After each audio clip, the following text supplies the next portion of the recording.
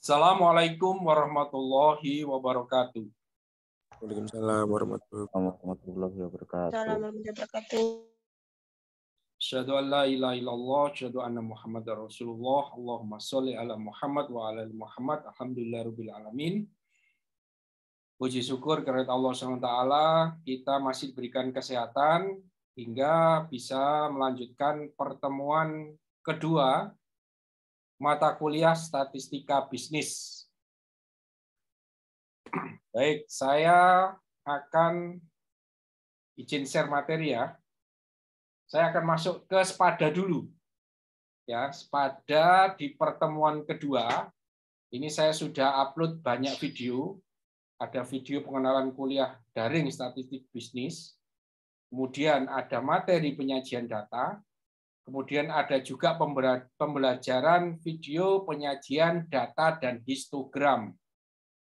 Kemudian ada forum tanya jawab, kemudian ada tugas statistik penyajian data, kemudian ada contoh penerapan penyajian data menggunakan SPSS. SPSS bagaimana teman-teman, sudah menginstal semuanya?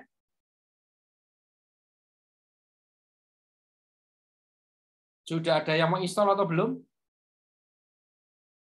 Teman-teman? Belum, Pak. Belum. Pak. Ya, segera diusahakan menginstal ya, supaya sambil belajar kalian langsung nyoba ya. Nggak install nggak apa-apa, tapi ketika nanti prakteknya ngitungnya nanti kalian kesulitan. Kalau saya sarankan sih install saja. Nanti kalau ada tugas ngerjakannya gampang pakai SPSS.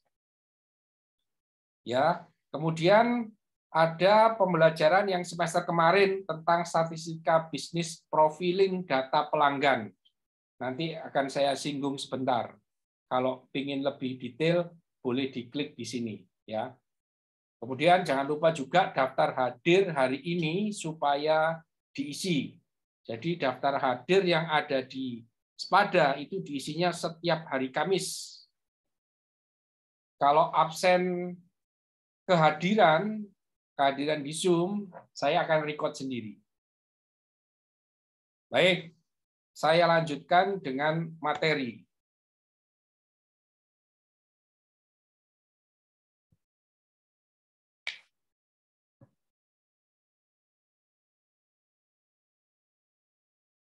Oke, hari ini kita belajar tentang penyajian data.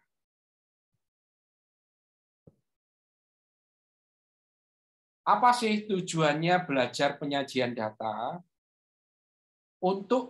Tujuannya adalah untuk menyajikan data mentah yang diperoleh dari populasi atau dari sampel menjadi data yang tertata dengan baik sehingga bermakna informasi bagi pengambil keputusan manajerial. Jadi seperti kita ketahui, data-data statistik itu masih belum tertata dengan baik. Tulisannya masih acak sekali. Kalau acak modelnya, kita sulit untuk memahami. Tapi begitu kita bisa menata, menyajikan data tersebut menjadi lebih baik, maka akan memudahkan kita untuk melakukan analisis atau membaca data, bahkan kita gunakan data itu menjadi sebuah informasi untuk mengambil keputusan. Contoh-contoh perlunya penyajian data. Yang pertama, ketika melihat prospek saham-saham sebelum melakukan investasi di pasar modal. Nah, ini juga penting. Kalau kita hanya melihat di angka-angka naik turun, angkanya berapa kita bingung. Tapi ketika kita sajikan data itu menjadi sebuah grafik bulanan, misalkan hari pertama saham berapa, hari kedua berapa, hari ketiga berapa, naik turunnya, fluktuasinya itu kelihatan, itu memudahkan kita untuk membuat keputusan. Misalkan apa? Untuk membuat keputusan saya mau invest, saya mau beli saham sekarang atau saya mau jual saham itu sekarang. Kalau trennya misalkan kita lihat trennya itu naik, oh berarti kita bisa membeli saham sekarang. Kalau saya beli sekarang, beberapa waktu ke depan, maka akan ada kenaikan dan kita akan jual. Kita akan ada keuntungan. Tapi kalau trennya itu turun terus, maka mungkin waktunya kita sekarang untuk menjual saham tersebut. Atau bahkan kalau trennya itu sekarang kelihatan turun, tetapi kita tahu bahwa informasi ini itu di bulan-bulan sekarang itu memang trennya turun. Tapi nanti di akhir tahun biasanya itu naik. Maka ketika trennya sekarang turun, justru keputusan kita adalah membeli. Mungkin seperti itu. Jadi informasi itu, sekali lagi data statistik yang masih acak tadi itu perlu ditata supaya memudahkan kita untuk melakukan analisa dan mengambil keputusan. Contoh kedua, melihat informasi daftar harga-harga sebelum membeli mobil. Nah, jadi kalau kita punya analisa datanya sudah tertata dengan baik, kita memudahkan untuk mengambil keputusan.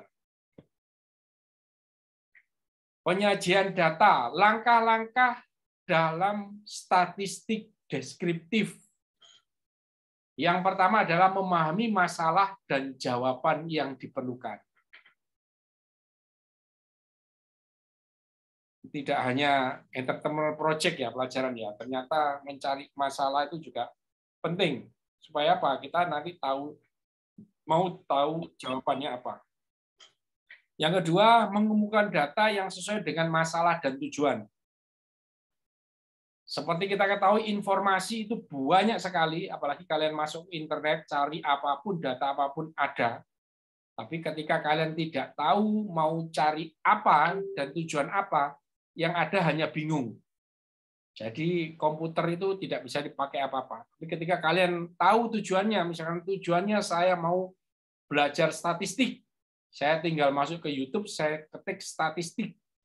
Kemudian saya ketik lagi lebih detail cara penyajian data, akan muncul banyak informasinya. Kumpulkan data sesuai dengan masalah dan tujuan. Yang ketiga, setelah kita mengumpulkan data, menata data mentah ke dalam distribusi frekuensi. Distribusi frekuensi artinya seberapa kali dia sering muncul di dalam suatu area tertentu. Oke, nanti akan ada penjelasan lebih detail. Yang keempat atau D, menyajikan data distribusi secara grafik.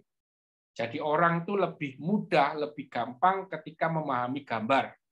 Kalau memahami angka atau kata-kata, kadang-kadang sulit karena dia harus mencerna dulu. Tapi kalau dari sisi grafik, gambar, itu lebih mudah memahami.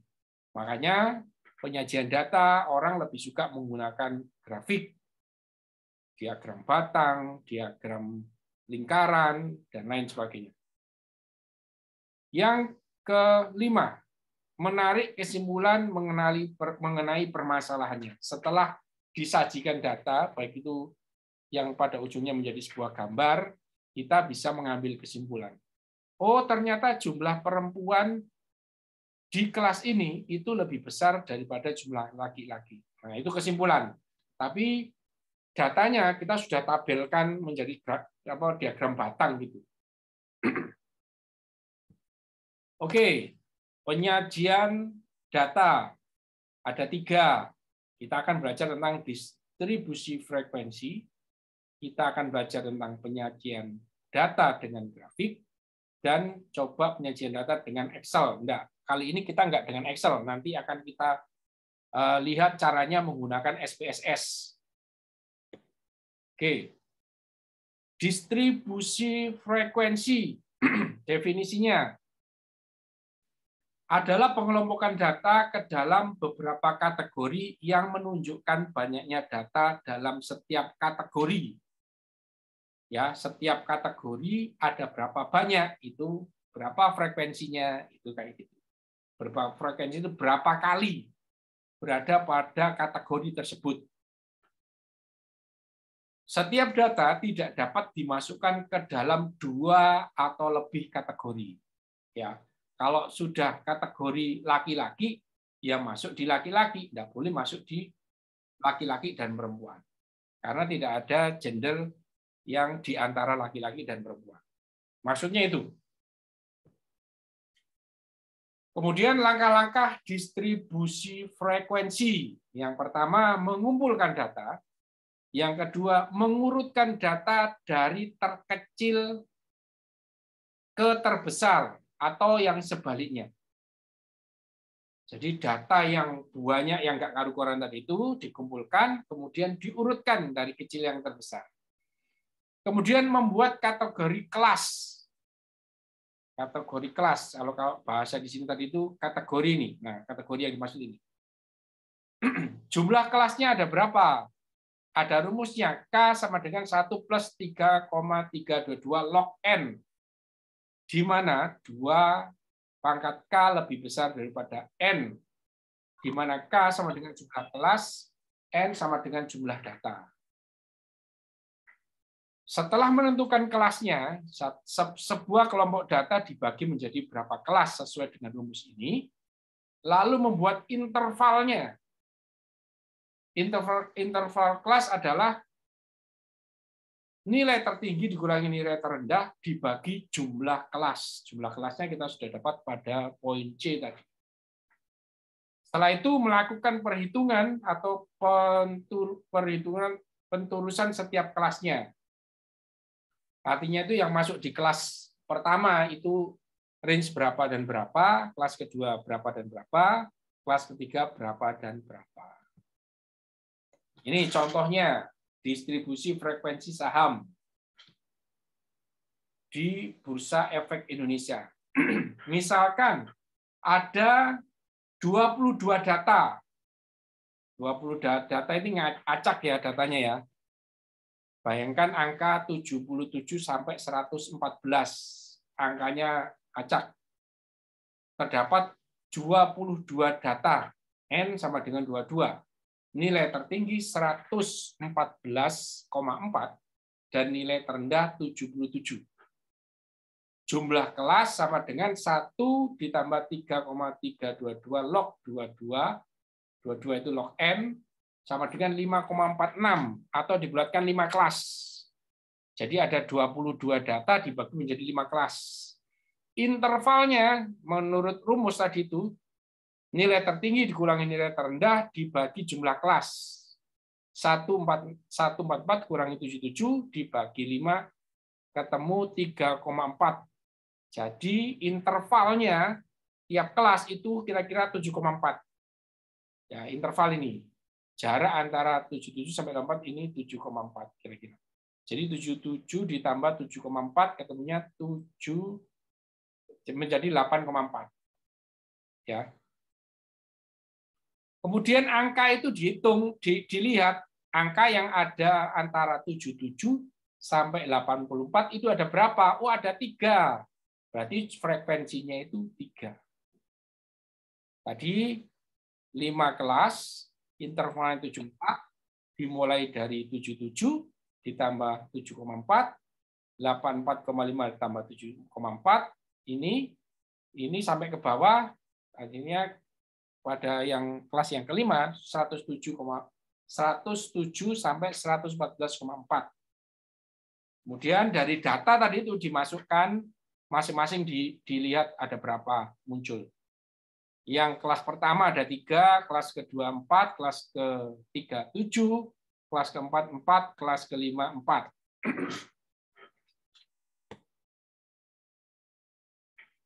Sekarang itu tadi distribusi frekuensi, ada berapa jumlah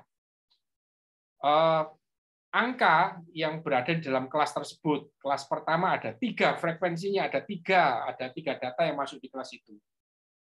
Di kelas yang kedua ada 4 data. Di kelas ketiga ada 7 data. Di kelas keempat ada 4. Di kelas kelima ada 4. Oke. Saya lanjutkan dengan distribusi frekuensi relatif.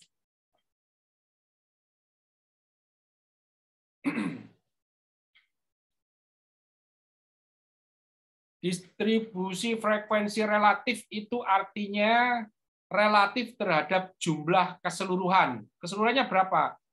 Di kelas 1 itu ada 3 data. Dari berapa? 22. Berarti 3/22 kali 100%. Berapa? 17%. Distribusi frekuensi relatif adalah ini, 17%. Kalau yang 4 ini adalah 22%. Kalau yang 7 ini 39%. Kalau yang kelas keempat 22%. Kelas kelima jumlahnya 4 data sama dengan 22% atau 4/22 kali 100%, 22%. Jadi dengan data frekuensi relatif ini kita sudah bisa melihat kalau nanti dijadikan diagram pie, diagram lingkaran, itu terlihat kelas pertama ada 17%, kelas kedua 22%, kelas ketiga 39%, kelas keempat dan kelima masing-masing 22%. Jadi diagram pie-nya sudah kelihatan. Oke, setelah itu penyajian data dan grafik. Penyajian data dan grafik. Pak Beni, maaf, Ya. mau tanya Pak. Ya. Frekuensi itu diketahui dari mana ya Pak?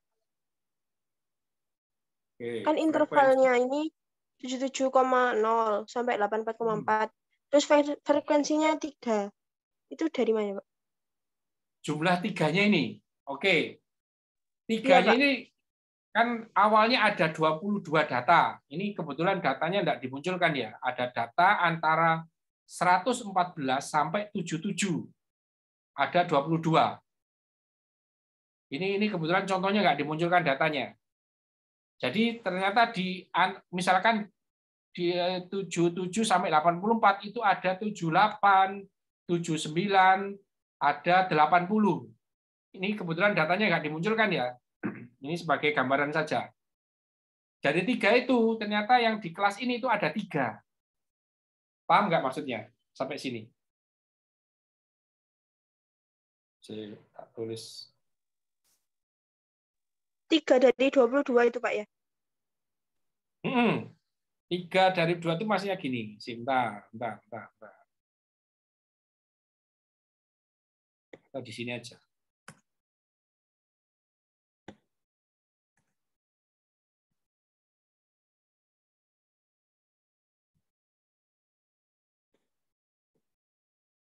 Jadi misalkan ada 70 angka 78 datanya, ada 80, ada 79, ada titik yang jumlahnya total itu ada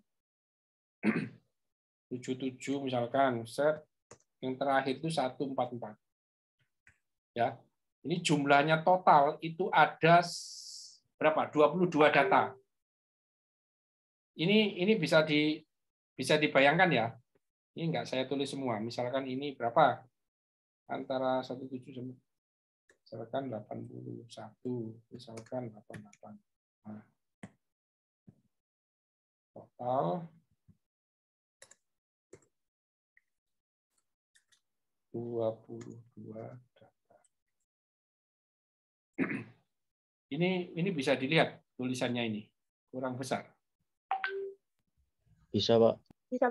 Nah, bisa dibayangkan ya, ada 22 data. Data ini ya. Kita bikin kelas tadi di sini, kelas pertama antara 77 sampai 84,4.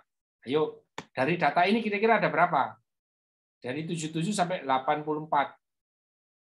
Kan ini 1, 2, 3, 4. Misalkan itu ya. Yang lain saya enggak buka ya. Yang lain kan di bawah dan di atasnya. Jangan 77. Ini 90. Ya, misalkan kayak gini. Ini dan data yang lain.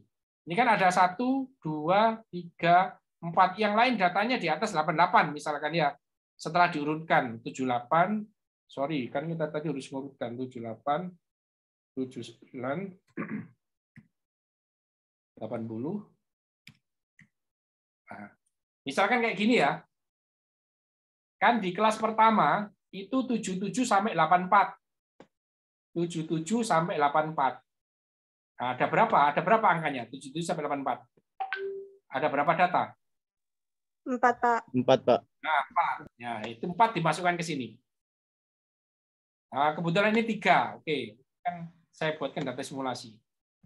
Mungkin misalkan ini 87. Nah, mungkin datanya kayak gini. Ya, ada berapa ini tadi? 3. Maka ini dimasukkan di sini 3. 3. Ya, awalnya dari data ini saya nggak munculkan datanya. Tapi pemahamannya dari sini.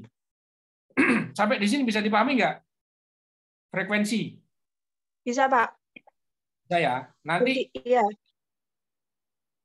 bisa ya. Nanti misalkan saya gini.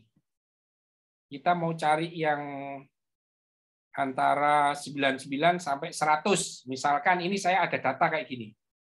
99 sampai 100 misalkan.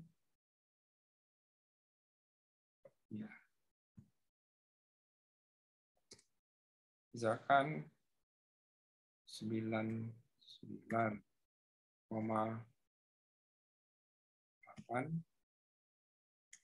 99 100 101.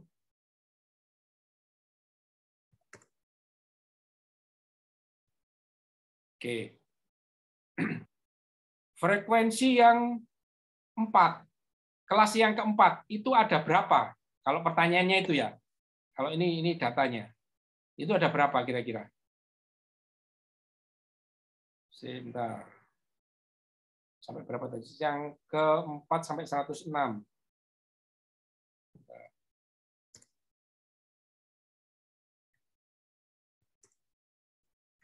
Oke, kalau pertanyaan seperti ini.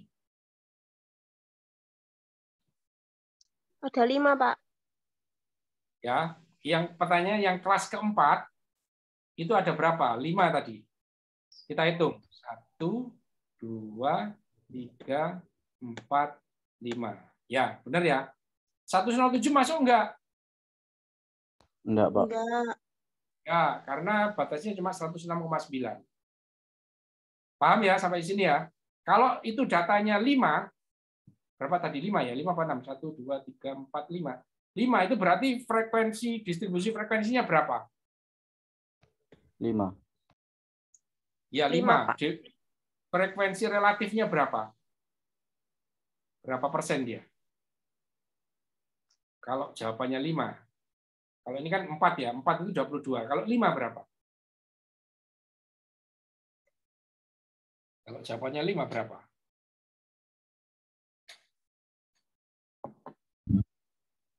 Rp 22, Pak.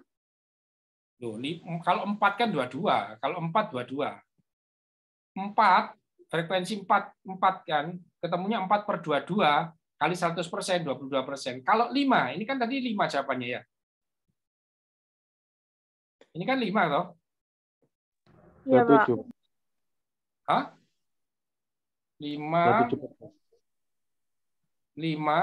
per 22 kalikan 100% berapa?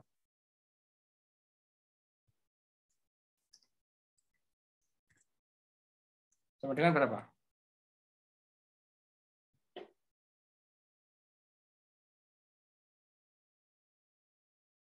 Dua 7%. Nah, ternyata ini Pak jawabannya. Ya. Kalau misalkan datanya, misalkan di datanya ada lagi di 106 ini ternyata ikut. Berarti frekuensi relatifnya berapa? Ini diganti 6 dikalikan 22 berarti berapa? 6 per 22 30%, Pak.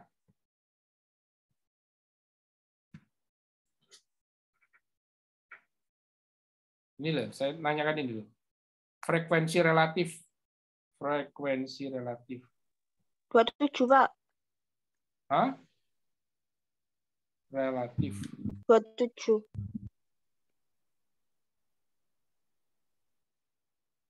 27.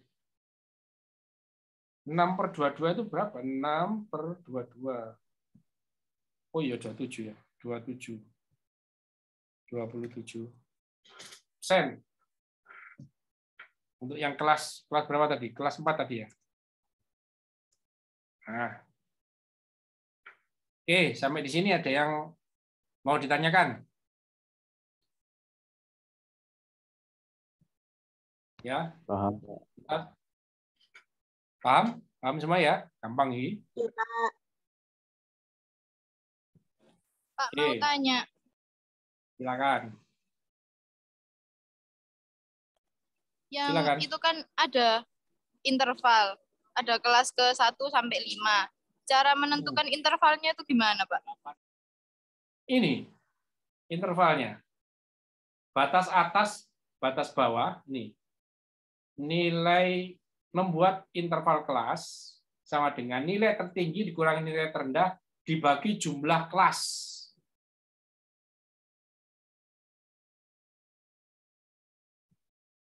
Nilai tertinggi terendah berapa? Tertinggi 114 kurangi 77 dibagi 5, 7,4. Jadi terendah sama tertinggi ditambah 7,4.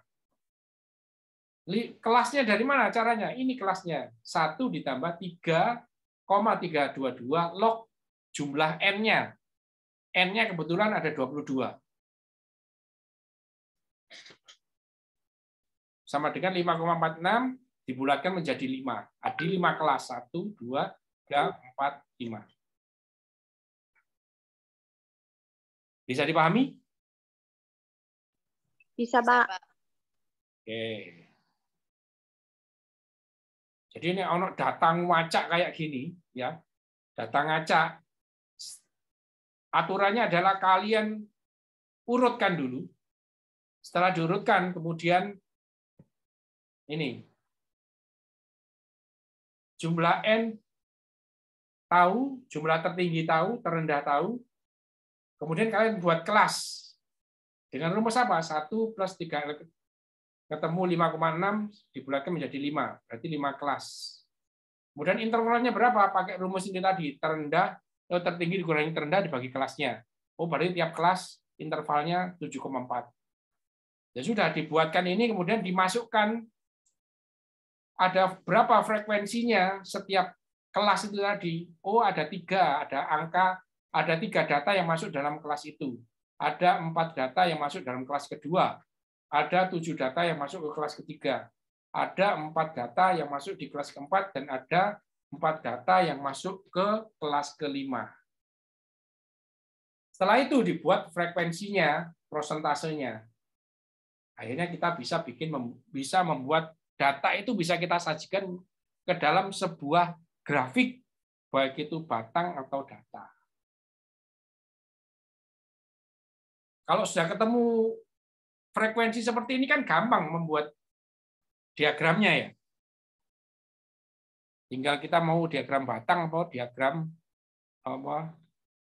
lingkaran. Oke. Penyajian data gambar.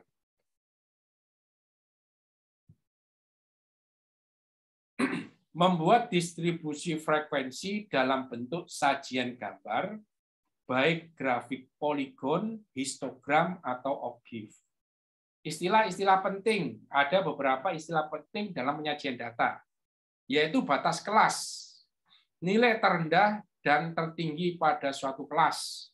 Tadi sudah kita bahas. Yang kedua, nilai tengah kelas, nilai yang letaknya di tengah kelas. Oke. Istilah-istilah penting lainnya, nilai tepi kelas, nilai batas antar kelas atau border yang memisahkan nilai antara kelas satu dengan kelas lainnya. Kemudian frekuensi kumulatif, penjumlahan frekuensi pada setiap kelas, baik meningkat, kurang dari, atau menurun, atau lebih dari. Ini contohnya, batas kelas atas dan batas kelas bawah. Nah, untuk kelas kelima, batas kelas bawahnya 107, batas kelas atasnya 111,4.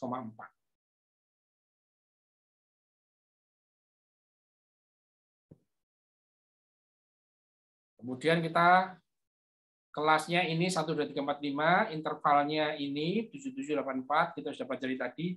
Nilai tengahnya, tengah-tengah dari interval ini, dari kelas 1 ini adalah 80,7. Keterangannya 77 ditambah 84,4 dibagi 2, 80,7. Ini cara mencari nilai tengahnya. Untuk kelas kedua, nilai tengahnya 88,2. Nilai kelas ketiga, nilai tengahnya 95,7. Dan selanjutnya, sampai kelas terakhir. Kita sekarang ingin tahu nilai tepi kelas. Nilai batas antar kelas atau border yang memisahkan nilai antara kelas 1 dengan kelas lainnya. Kelas 1 intervalnya 77 sampai 84,4, frekuensinya ada 3, nilai tipe kelasnya adalah 76,95. Dari mana? 76,9 ditambah 77 dibagi 2.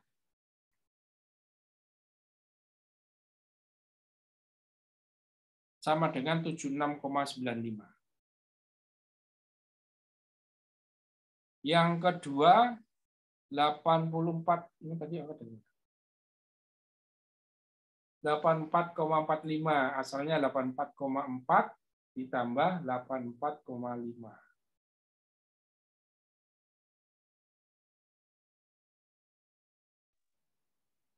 Pak Beni, berarti 76,9 itu dari sebelumnya 7,0 itu, Pak ya? Ya, 7 dikurangi 1 angka. Kemudian yang kedua diambilkan dari angka ini 84,4, yang ini 8,45 dibagi 2. Di antaranya nilai tepi kelas antara ini dan ini bagi 2, gitu ya. Antara ini dan ini di tengah-tengahnya ini antara 91,9 ditambah 92 dibagi 2. Nah, ini nilai tepi kelas. Sampai di sini bisa dipahami ya? Bisa, Pak. Oke. Bisa, Pak.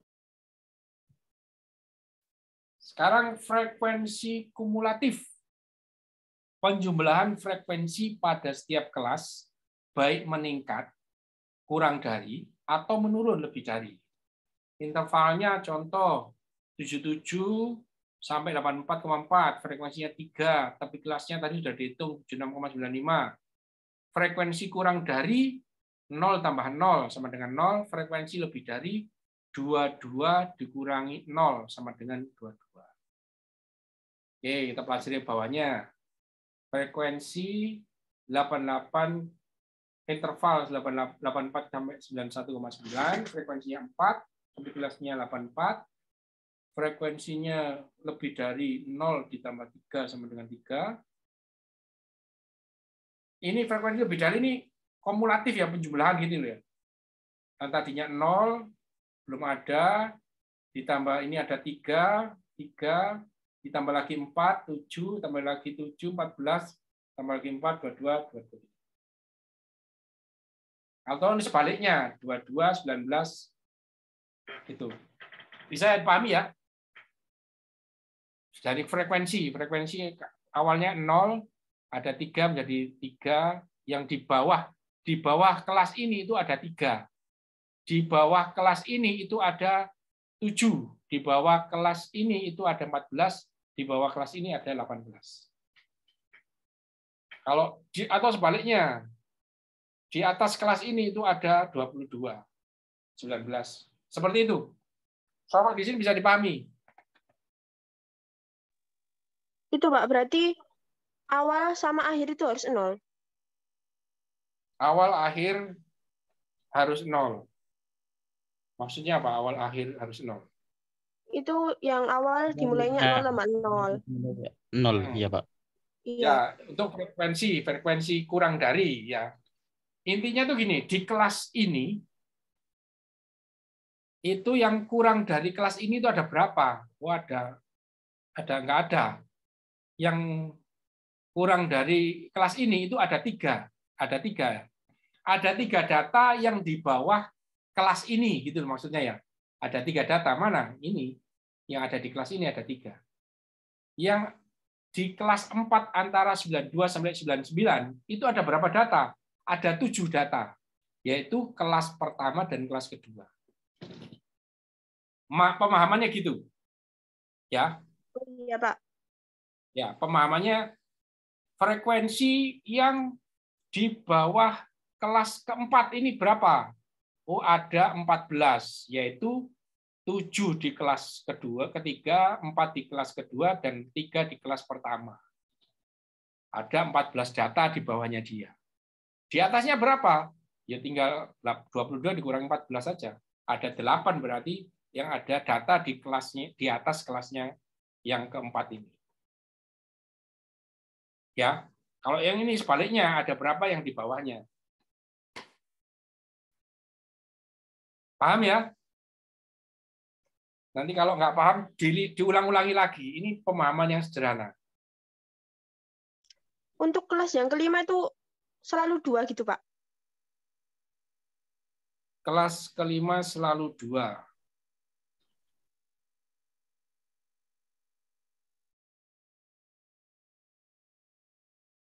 Kelas kelima itu artinya ada berapa kelas yang, kalau yang ini ya, di bawah kelas yang kelima, berarti ada jawabannya ada 18. Tapi kalau kurang di bawah sama dengan, maka 22 ini jawabannya. Selalu 2, ya selalu 2. Karena apa? Kurang dari, kalau kurang dari itu ada 18 jawabannya, tapi kurang dari sama dengan ada 22. Kalau termasuk dengan kelas yang terakhir juga, maka 22 tadi. Gitu pemahamannya, ya. Kenapa kok harus 2? Sampai di sini ada yang mau ditanyakan? Inilah ribetnya kalau kita nanti menghitung dengan manual. Kalian harus presisi satu persatu gini. Tapi kalau nanti menggunakan SPSS, itu kalian dibantu perhitungan-perhitungan seperti ini. Tinggal tahu cara memasukkannya saja. Nah, ini dari yang tadi itu akhirnya dikonversi menjadi gambar. Ya, dari data yang 22 tadi itu yang enggak karu-karuan dirubah menjadi data yang seperti ini. Oh, yang intervalnya antara 76 sampai 84 itu ada 3 data. Jadi kita membacanya enak. Oh, yang paling banyak berarti data antara 91 sampai 94,45 karena ada 7. Kan baca kayak gini ya masih kesulitan, lebih mudah lagi dengan gambar. Grafik yang berbentuk balok di mana sumbu X atau sumbu horizontal adalah tepi kelas dan sumbu Y adalah frekuensi setiap kelas. Ya, sumbu X adalah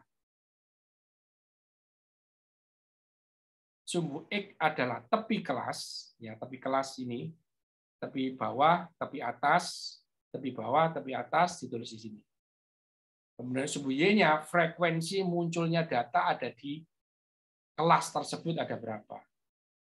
Ini 3, 4, 7, 4, 4. Oke, sampai di sini ada yang mau ditanyakan? Paham, Pak. Paham ya? Ini kelihatannya gampang. Mudah-mudahan semua melihat ini gampang. Tapi penting. Penting kenapa? Karena ini menginterpretasikan sebuah data yang acak.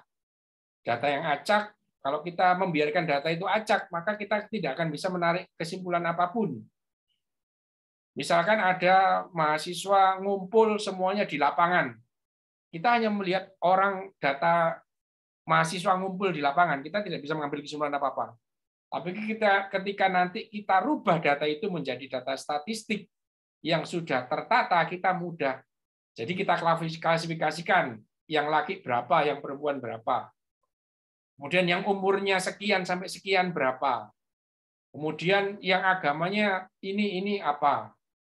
Kemudian yang sukanya makan pentol berapa, sukanya makan bakso berapa. Semakin kita detail di datanya, kita semakin bisa menarik kesimpulan untuk membuat keputusan.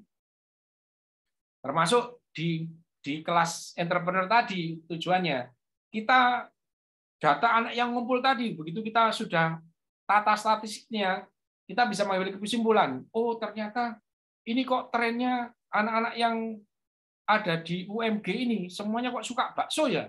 Nah, nanti kita bisa mendrive bisnis kita kemana. Oh ternyata mereka punya masalah dengan mencari bakso yang enak, misalkan gitu. Sampai di sini bisa dipahami? Bisa, Pak. Bisa, Pak. Oke. Ini poligon, grafik berbentuk garis dan menghubungkan antara nilai tengah kelas dengan jumlah frekuensi pada setiap kelas. Ya. Sama dengan yang tadi. Kalau ini poligon, kalau tadi batang. Ini kurva Ogif. Nah, kurva Ogif kayak gini. Tadi frekuensi lebih dan kurangnya tadi itu.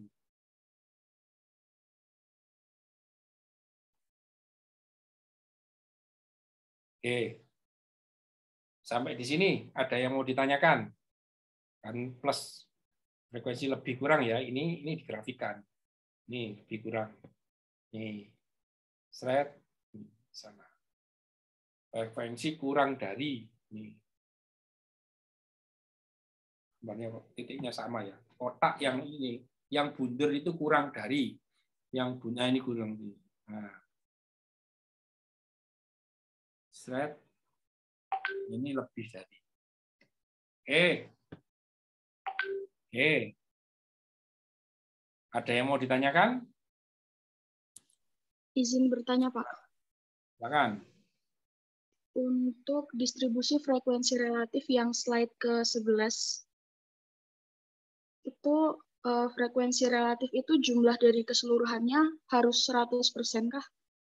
Apa gimana, Pak? Soalnya kalau dari contoh yang ini itu frekuensi relatif jumlahnya enggak 100%.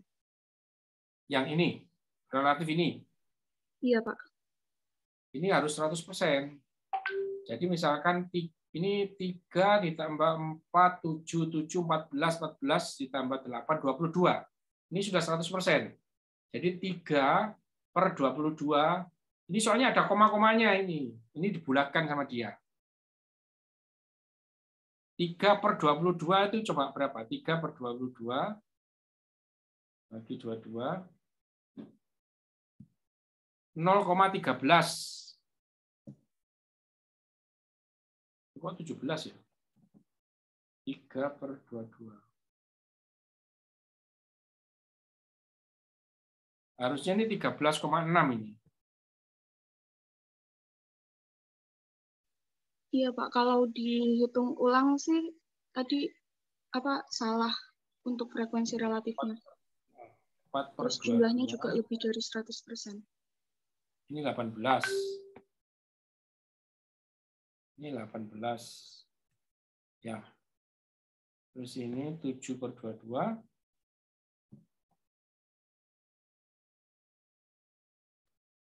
31.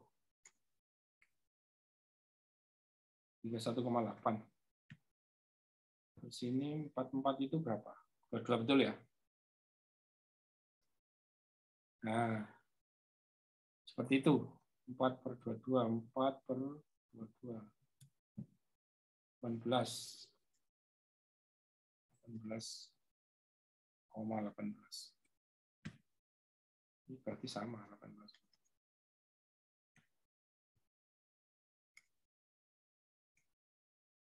Oke. Ini nanti harus 100% ini. Oke, silakan. Cukup, Yosi? Cukup ya? Iya, Pak. Terima kasih, Pak. Oke. Pertanyaan yang lain ada? Nggak ada, saya lanjutkan ke sini. Sudah di manual ya. Kita lihat kalau pakai SPSS seperti apa sih. Nah, kita lihat sini.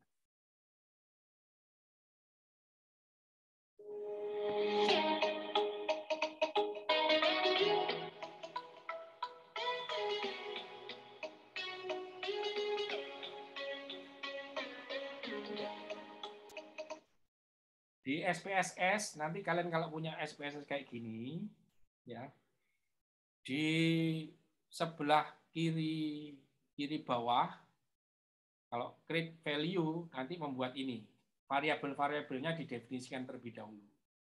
Misalkan pertama dia bikin gender, tipenya apa, numerik, ini with desimal, berapa desimal, berapa koma, di belakang koma, seperti ini. Kemudian apalagi mau bikin usia.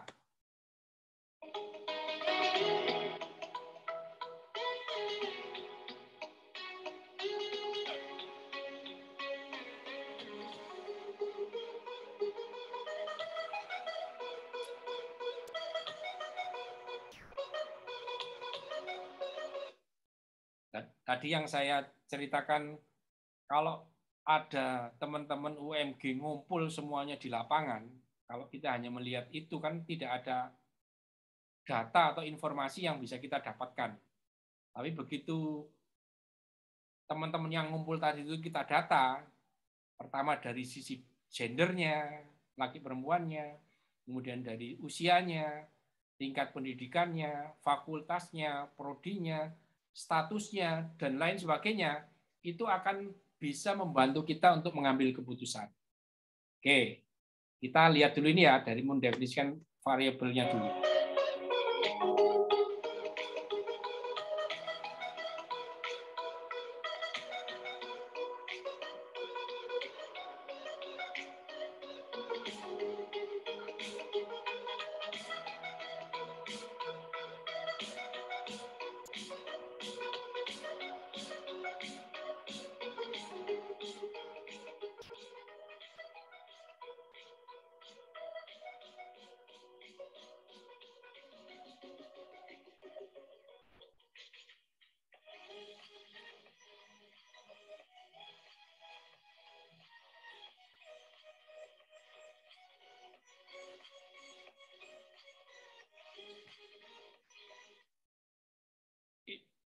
Tadi di sini dia ditunjukkan kalau gender itu dia kasih pilihannya 2 nilainya. Kalau 1 itu laki-laki, kalau 2 itu perempuan.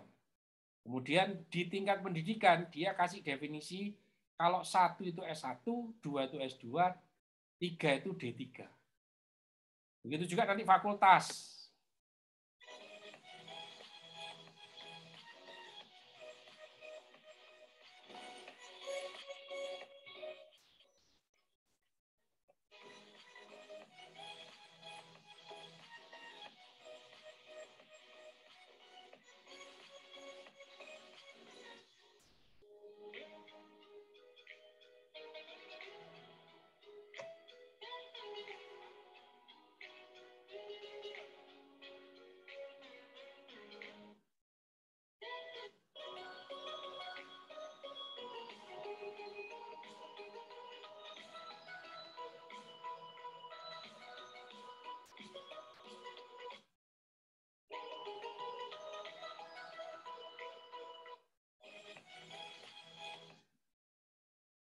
Bentar.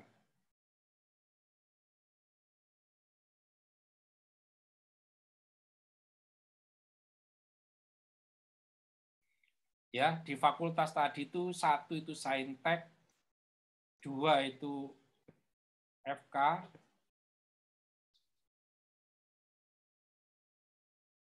kenapa kok ngadet ini?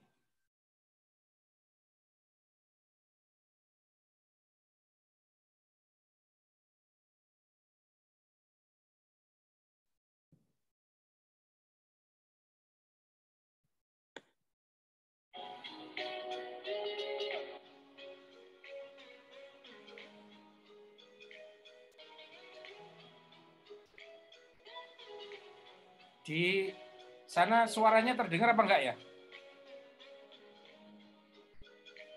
Putus-putus, Pak. Putus-putus.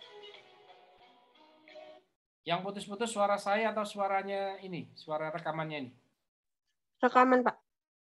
Oke. Oke, enggak apa-apa. Kalau yang rekaman putus-putus enggak apa. Saya matikan sekalian aja suaranya. Ya. Ya. Prodi dia kasih nilai value 1 untuk sistem informasi. 2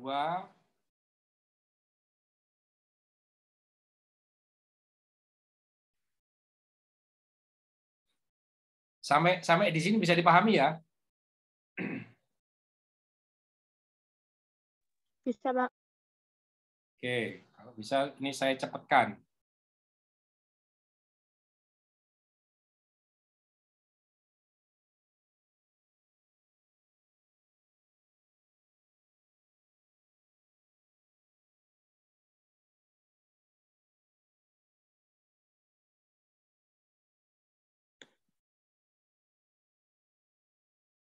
Terus statusnya ada aktif, ada cuti.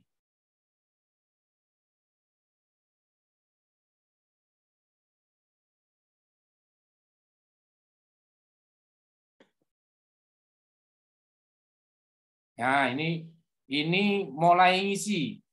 Jadi ada seorang anak, oh dia laki-laki, usianya 20. Tingkat pendidikannya S1, fakultasnya Saintek, prodinya Sistem Informasi, statusnya aktif. Jadi ada anak ngumpul lagi ditanya, dimasukkan datanya ke sini. Anak yang ada di lapangan tadi dulu yang saya cerita. Sama dia didata.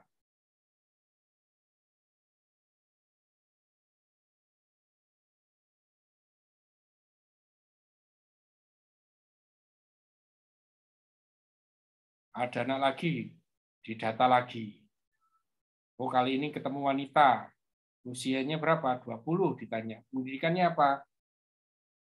Oh, S2. Dari fakultas apa?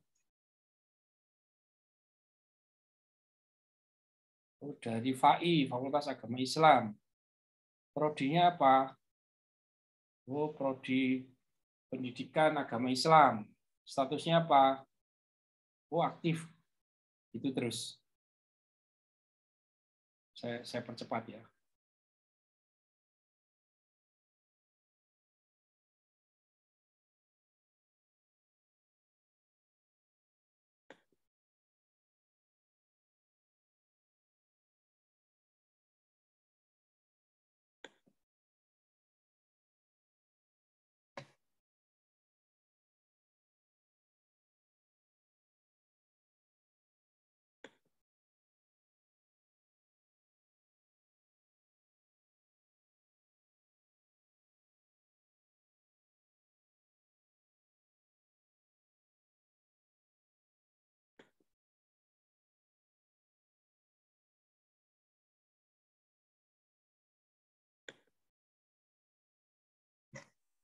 Oke, nanti kita lihat analisanya.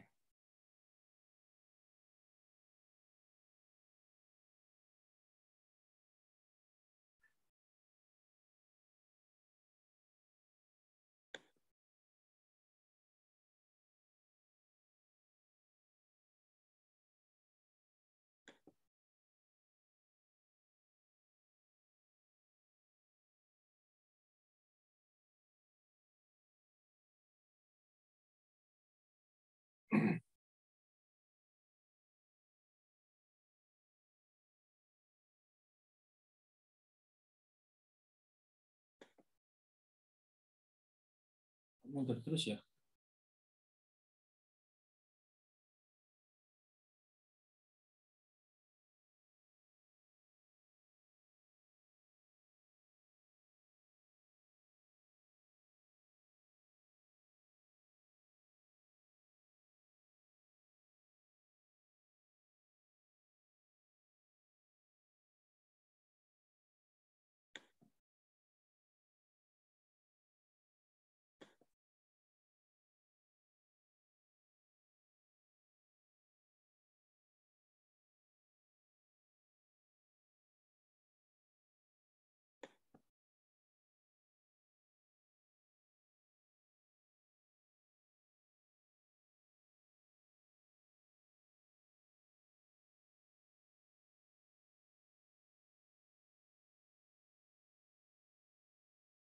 Nah, ini sudah mulai ada data analisanya. Oke.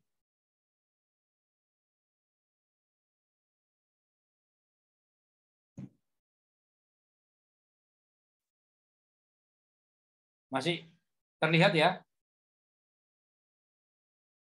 Iya, Pak. Oke.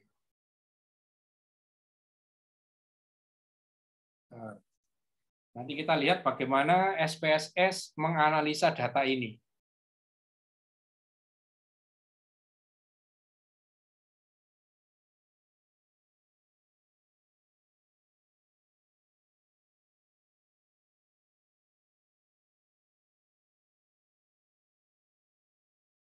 Lihat ini.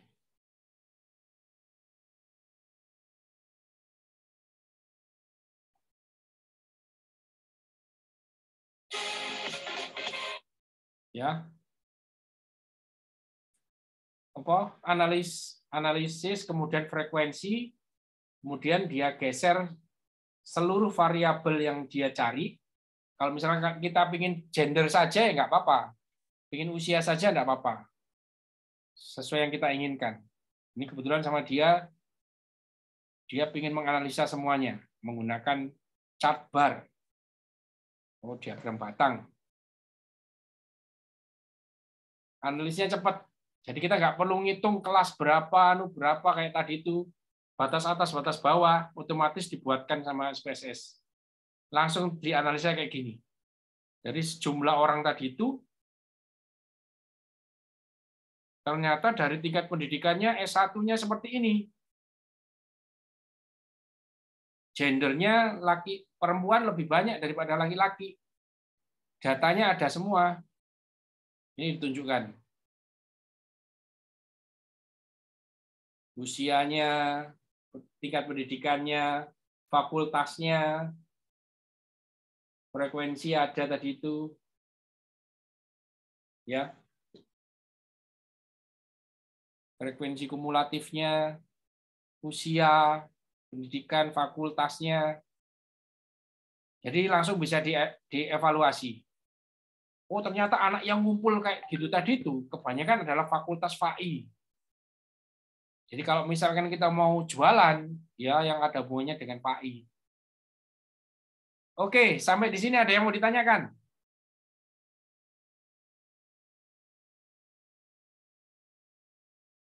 Halo, teman-teman, sampai di sini ada yang mau ditanyakan? Tidak, Nanti Pak. kalau kurang detail, silakan dilihat sendiri ya. Di sini. Di videonya. Ya. Tadi gendernya kelihatan. Kita nggak usah ngitung satu-satu kelasnya, intervalnya, apa tadi itu, pakai rumus, nggak usah. Langsung pakai SPSS, tinggal input datanya saja. Input data di Excel, di copy paste di situ juga bisa.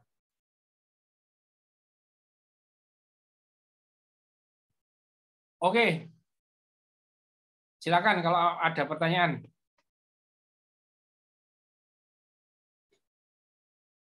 Ya, kita sudah belajar bagaimana merubah data yang acak itu menjadi data yang bisa dianalisa dengan cara diurutkan tadi itu, kemudian dimasukkan ke dalam kelas-kelasnya, kemudian dihitung frekuensinya, kemudian dibuatkan grafiknya. Itu kalau manual ada rumus-rumusnya. Tapi kalau di SPSS tadi itu saya contohkan, bahkan dia ada banyak variabel, mulai gender, kemudian ada pendidikan, ada status cuti nggak cuti tadi itu. Semuanya dalam waktu singkat setelah dimasukkan bisa langsung ditemukan analisis datanya. Ada penyajian datanya bisa kelihatan. Tadi menggunakan diagram batang. Mau poligon, Pak? Bisa, tinggal milih nanti di SPSS-nya. Oke, sampai di sini ada yang mau ditanyakan? Mata kuliah statistik bisnis, penyajian data, sampai di situ. Mudah-mudahan kalian bisa memahami dan bisa langsung dipraktekkan sendiri. Ya. Materi kemudian video, semuanya sudah ada di Spada. Harapan saya kalian rajin-rajin ke Spada, rajin-rajin belajar. Nanti yang nggak ngerti bisa kita diskusikan. Oke, saya ke Baron. Baron Muhammad. Iya, Pak. Baron, belajar apa hari ini, Baron?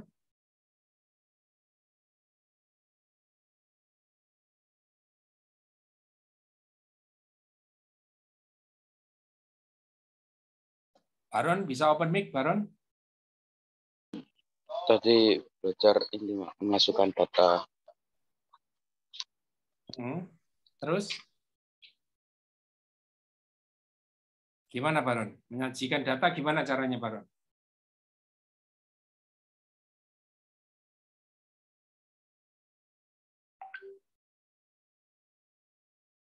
Yuk, Baron.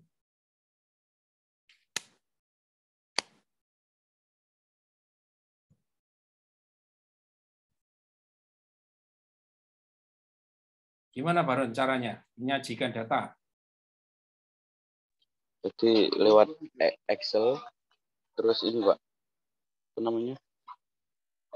Terus dikumpulkan ke SPSS.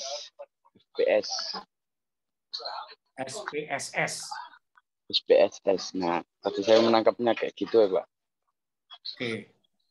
Oke, selain itu apa yang kamu tangkap? Apa sih gunanya menyajikan data itu apa? Supaya apa? Kok ruwet-ruwet pakai ditoto itu untuk apa sih sebenarnya data itu? Kok nggak dibiarkan ruwet gitu aja, kenapa? Data biarin kayak gini aja lah. Untuk apa sih? Kira-kira untuk apa? Kok harus dibuat grafik kayak gitu, Baron? Kok harus ditata kayak gitu? Ribet banget sih. Untuk apa sih, Baron? Agar lebih menarik, Pak. Selain menarik, Baron? Selain memudahkan menarik. yang membaca, Pak. Yes. Ketika kamu bisa membaca data, tujuannya untuk apa kira-kira data itu? Atau data menjadi informasi, informasi itu diperlukan untuk apa?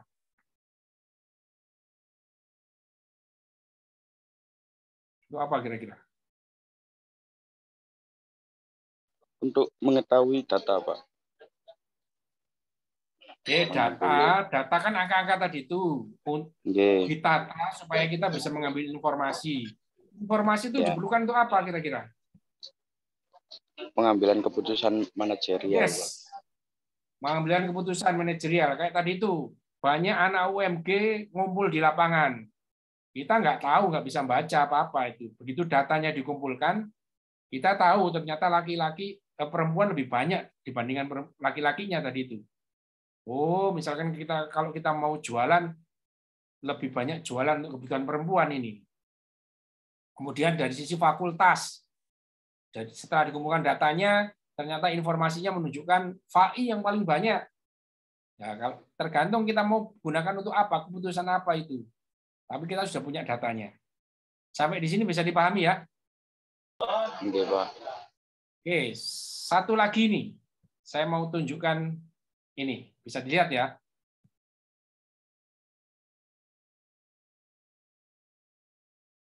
Ini sebuah artikel, judulnya Customer Profiling. Jadi memprofilkan customer sebuah supermarket menggunakan algoritma Cummins dalam memilih produk berdasarkan selera konsumen dengan daya beli maksimum. Jadi ini pintar ini, apa supermarket ini. Dia kan punya data penjualan nih. Data customer, data penjualan yang paling laku apa bla bla bla bla. Dia mau melakukan analisa terhadap data yang ribet tadi itu. Dia mau membuat keputusan saya mau menjual barang apa yang dibutuhkan oleh konsumen dan sesuai daya belinya. Supaya apa? Supaya keuntungan supermarket ini meningkat. Karena supermarket itu punya keterbatasan tempat, dia akan menyesuaikan apa sih yang paling diinginkan oleh customer saya. Lah, customer saya itu yang mana? Dia mau cari di dalam supermarket ini customer seperti apa yang sering datang. dia kelompokkan sesuai dengan daya beli maksimumnya. Sesuai daya belinya, dan dia akan menjual barang yang paling banyak dibeli oleh konsumennya dia itu. Nih, abstraknya ya. Sebuah supermarket dengan sistem informasi berbasiskan komputer memiliki data transaksi dan data master yang dikelola dengan baik. Jadi kuncinya adalah dia punya data transaksi dan data master. Data master itu pelanggan, siapa, nama, umur, berapa, itu data master. Transaksi, ketika datang, oh si A beli ini, beli ini, beli ini. Jadi dia punya datanya. Manajemen, ini permasalahannya. Manajemen ingin membuat strategi bisnis berdasarkan penambangan historik, berdasarkan data-data transaksi yang dimilikinya. Salah satunya dengan mencari tahu segmentasi pola perilaku pelanggan atau customer profiling yang memiliki daya beli tinggi terhadap barang-barang tertentu. Untuk itu akan dilakukan pencarian informasi berdasarkan terhadap analisa data mining. Data mining itu menambang data, jadi mencari data, korek-korek data itu data mining, dengan aturan klasterisasi menggunakan algoritma Cummins dalam pengelompokan pola belanja konsumen terhadap barang. Ya, ini caranya kayak gimana? Ini caranya, kamu baca ini artikelnya kalau mau tahu detailnya. Raw data masuk algoritma, masuk ke data cluster. Hasilnya seperti apa, Pak? Ini prosesnya kalian baca sendiri ya. Hasilnya ini. Mana hasilnya?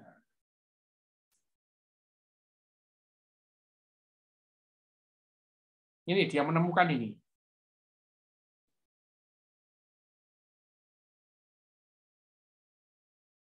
Klaster 0, orang-orang yang membeli produk pada klaster ini memiliki karakteristik dan daya beli ekonomi rendah.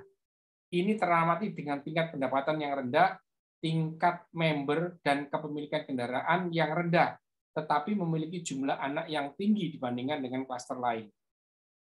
Klaster 1, dia punya informasinya semuanya ini. Sebentar, ada kesimpulannya kok ini. Bentar.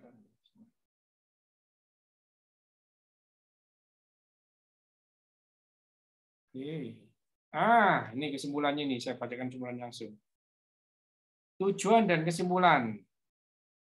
Dengan demikian, hasil klasterisasi yang membagi data ke dalam 5 bagian, didapatkan karakteristik konsumen. Maaf, Pak, PPT-nya nggak berjalan, Pak.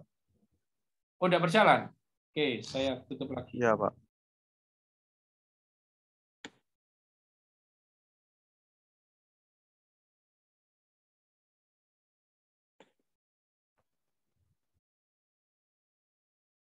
Ini kelihatan? Kelihatan, Pak. Oke, saya baca lagi ya. Dengan demikian, hasil klasterisasi yang membagi data ke dalam 5 bagian, didapatkan karakteristik konsumen terhadap data yang dibeli, di mana semua data yang terklaster pada klaster 5 memiliki porsi 18% dari keseluruhan data transaksi dengan 11.735 instans transaksi yang ditinjau. Merupakan barang-barang yang dibeli oleh konsumen yang memiliki daya beli tinggi. Hal ini teramati dengan tingginya tingkat. Intinya dari proses dia tadi itu dia memilih klaster kelima karena potensi pembeliannya tinggi sekali. Jadi dia akan berjualan paling banyak untuk melayani customer dengan klaster yang kelima tadi itu. Ya, menurut analisa dia, kalau kita jualan barang-barang itu, maka akan meningkatkan keuntungan supermarket. Ini 15 item yang menjadi pilihan customer yang daya beli tinggi. Nah ini, dia sudah mengidentifikasi juga apa barangnya ini. Urban X Substitute, Atomic, dan lain sebagainya sampai ke bawah. Dengan cara ini, maka dia akan bisa meningkatkan keuntungan bisnisnya. Kira-kira yang saya sampaikan ini bisa diterima nggak? Untuk yang ini? Yang artikel ini tadi? Bisa dipahami atau tidak? Kalau caranya kalian tidak bisa, iya nanti kalian harus baca detailnya. Tapi konsepnya hubungannya dengan penataan data yang saya ceritakan di materi statistik tadi bisa mengambil hubungannya atau tidak?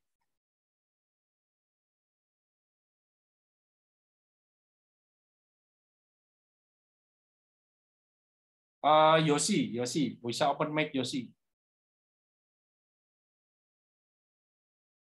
Yosi bisa dengar suara saya? Iya, Pak. Yosi, kamu bisa lihat hubungan tadi antara artikel yang saya sampaikan dengan materi yang saya berikan. Ya, sama-sama penyajian data, Pak. Sama-sama penyajian data. Oke, artinya penyajian data bisa diterapkan dalam dunia bisnis. Gitu ya, Yosi ya, paham ya? Iya, Pak. Oke, baik. Ada lagi yang mau ditanyakan?